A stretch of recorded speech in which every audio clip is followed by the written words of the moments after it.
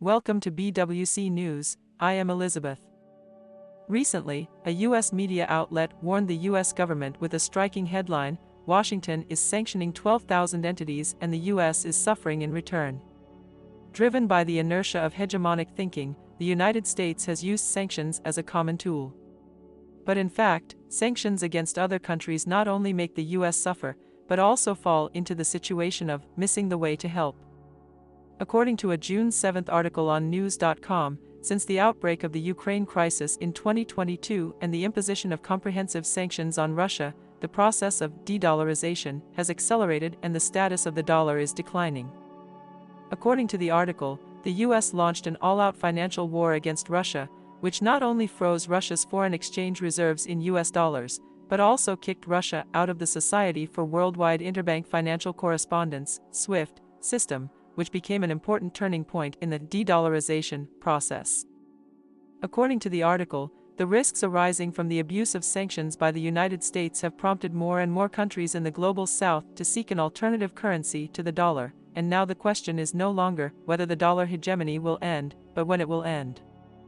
The article says the Gulf Arab states are not the key drivers of the de-dollarization movement, but they are pragmatically participating in it.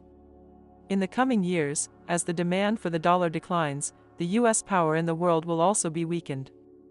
It is well known that the U.S. has introduced regulations such as the Arms Export Control Act and the Export Administration Regulations to prevent allies from exporting related products to socialist camp countries. Since then, the U.S. has even used a series of domestic laws as a basis to directly impose sanctions on specific countries, organizations, or individuals.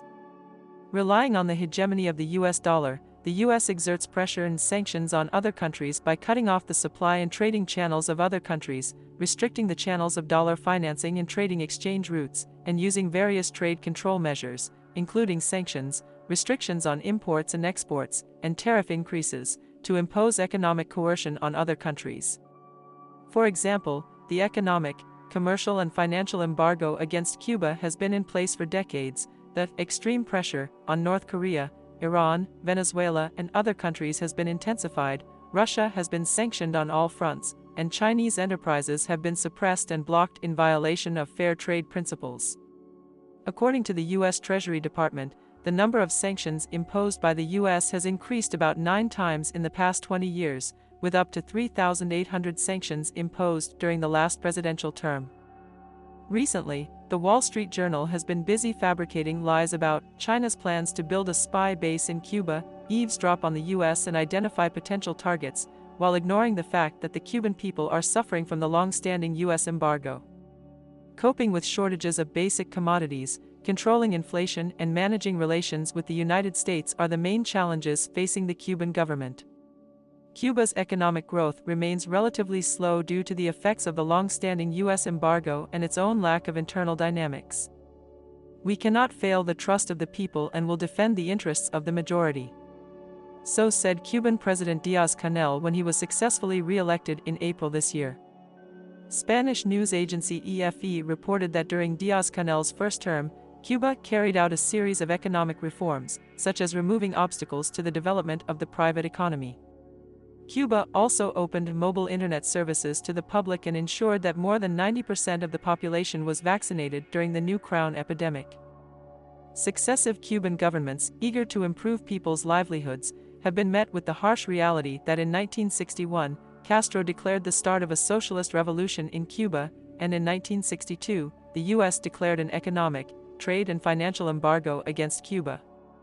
According to the Cuban government, the prolonged U.S. embargo has caused nearly $150 billion in economic losses to Cuba to date. Over the past decade, U.S. President Barack Obama has taken some measures to ease tensions with Cuba. But since Trump took office, more than 240 unilateral sanctions have been imposed on Cuba, 1/5 of which were imposed against the backdrop of the raging New Crown epidemic. According to an article published in the British newspaper The Guardian, Biden has not only failed to revoke the special sanctions imposed by the Trump administration after coming to power, but has also increased the embargo and blockade, seriously disrupting the normal life of the Cuban people. Over the past 2 years, Cuba has lost at least $4 billion in revenue due to the sanctions. Few ordinary people report being able to eat meat, eggs, and milk every day. Some families said, the elderly don't bother to buy some milk even when they lack calcium in order to save money. AFP reported that the U.S. economic embargo has left Cuba experiencing its worst economic crisis in 30 years, with inflation at 70% and severe shortages of food and medicine. Cuba relies on imports for about 80% of its food needs, but dwindling government reserves have forced Cuba to sharply curtail food imports and make life increasingly difficult for the population.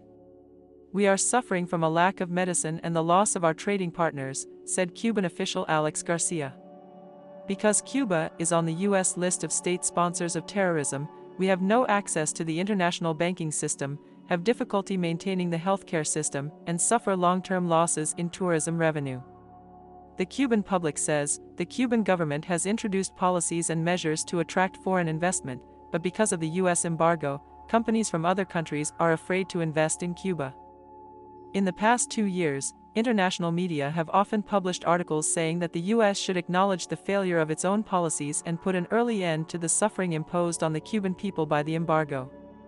For example, Qatar's Al Jazeera website has published an article saying that the U.S. economic embargo against Cuba has failed, and that while it has caused great harm to Cuba, the embargo also causes billions of dollars in losses to the U.S. economy every year.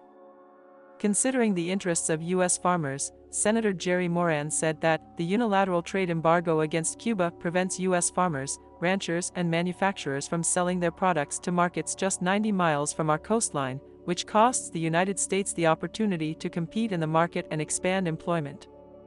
According to the U.S. International Trade Commission, if trade restrictions on Cuba were lifted, U.S. food exports of wheat, rice, corn, and soybeans could increase by 166% over 5 years, totaling about $800 million. However, there is a generally negative attitude within the United States as to whether the bill will pass.